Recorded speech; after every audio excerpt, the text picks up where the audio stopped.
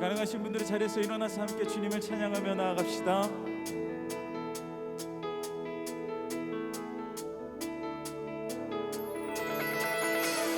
온 세상 창조주, 온 세상 구원자, 모든 것 이기신 능력의 하나님.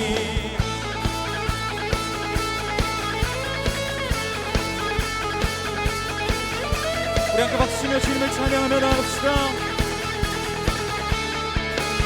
다시 한번 온 세상 창조주, 온 세상 구원자, 모든 것 이기신 능력의 하나님. 모든 만물 주를 찬양해. 모든 민족 주께 경배해. 모두 승리하리, 열방 얻게 되리. 하나님께서 통치하시네. 모두 승리하리, 열방 얻게 되리. 위대하신과 여호와. 네, 하나님 열방을 우리에게 주셨네. 그 명령 따라서 열방을, 우리 다시 한번. 하나님 열방을 우리에게 주셨네. 그 명령 따라서 열방을 취하리. 모든 만물 주를 찬양해. 모든 민족 주께 경배해. 모든 승리하리, 모든 승리하리, 열방 얻게 되리. 하나님께서 통치하시네.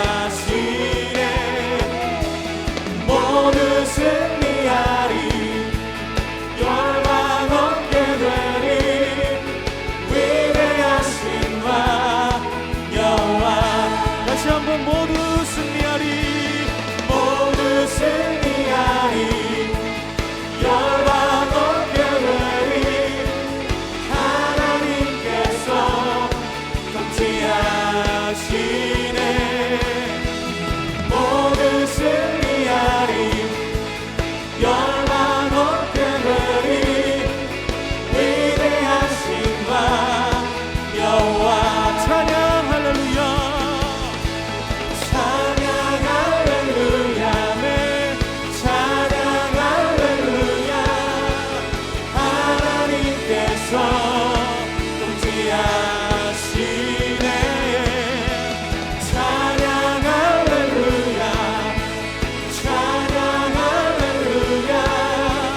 위대하신과. 우리 한 번 더 선포하시면서 찬양 할렐루야, 찬양 할렐루야, 찬양 할렐루야.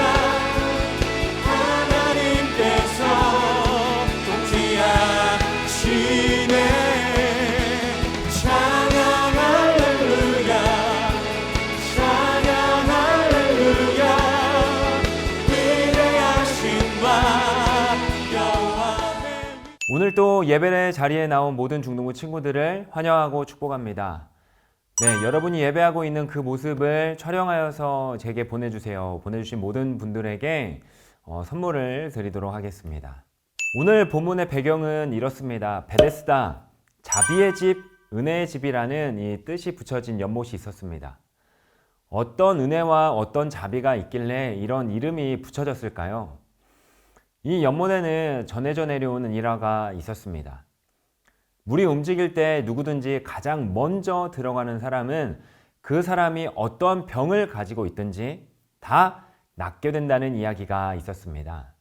그래서 사람들이 이곳에 물이 움직일 때 어떠한 병이든 다 고쳐지니 이곳이 베데스다, 자비의 집, 은혜의 집이다 라는 의미로 이름을 붙여놓았습니다. 그래서 베데스다 연못 주변에는 심각한 질병을 가진 사람들이 많이 있었죠. 다리를 저는 사람, 중풍병자 등 이 심각한 몸에 질환이 있는 사람들로 가득했습니다. 그래서 물이 움직이기를 기다리면서 물이 움직이면은 내가 제일 먼저 들어가서 병이 낫겠다라고 기다리던 장소가 베데스다 연못이었습니다. 이 수많은 병자들 가운데 오늘은 이 성경에서 38년 된 한 사람을 주목하고 있습니다. 자, 여러분 38년 동안 어떠한 질병을 알아왔다라는 거, 그 사람의 인생이 어려움이 있었다라는 것이죠. 이 38년이란 시간은요, 그 사람의 인생의 대부분일 것입니다. 이 오랜 시간 동안 고통 속에 살아왔고, 또 이 사람은 삶의 고통 속에서 낙심하고 절망하고 있었던 것이죠. 오늘 성경은 이 사람에게 집중합니다. 예수님이 이 사람에게 다가가서 이렇게 말하죠. 5절과 6절에 보면은 이렇게 나옵니다. 거기 38에 된 병자가 있더라. 예수께서 그 누운 것을 보시고 병이 벌써 오래된 줄을 아시고 이르시되 내가 낫고자 하느냐? 예수님은 이곳에 오셔서 38년 동안 고통 가운데 살았던 한 사람을 봅니다. 그리고 이렇게 질문을 합니다. 내가 낫고자 하느냐? 만약 여러분이 이 질문을 받았더라면 어떻게 반응하고 또 어떻게 대답할까요? 여러분이 큰 병을 앓고 있습니다. 내 힘으로 해결할 수 없는 상황이고 또 힘겹게 38년 동안 살아왔습니다. 그럼 네, 낫고 싶습니다. 꼭 일어나고 싶습니다. 라고 말하는 게 정상적인 대답이겠죠.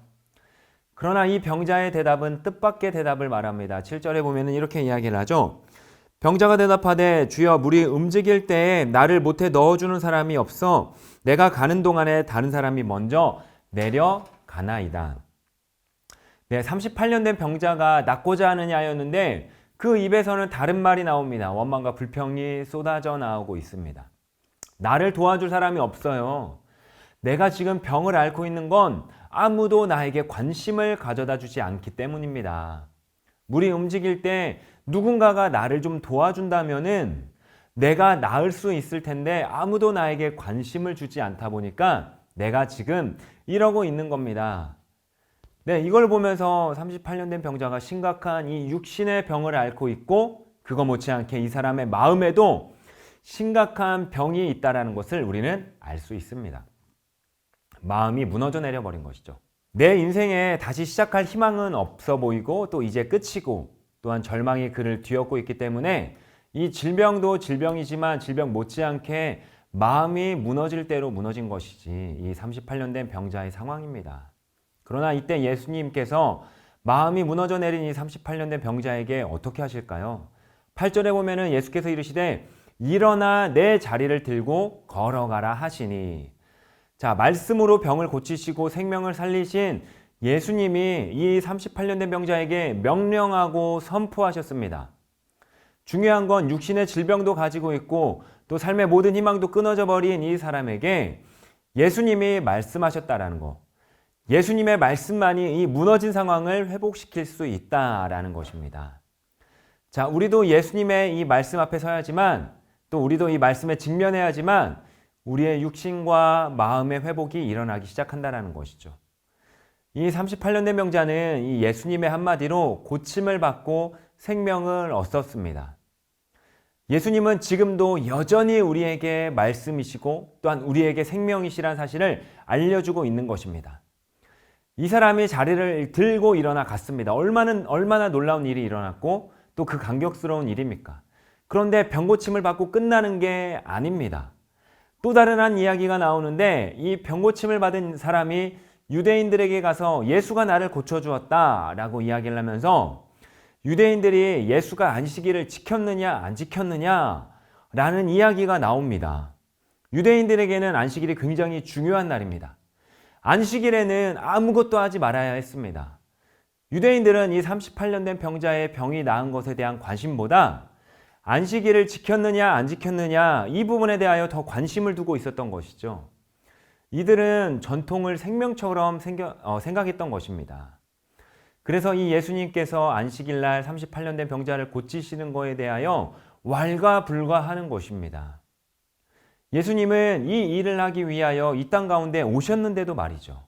이 일이 무엇이냐면 바로 사람을 살리는 일, 생명을 살리는 일이었습니다. 생명을 구원하는 일입니다.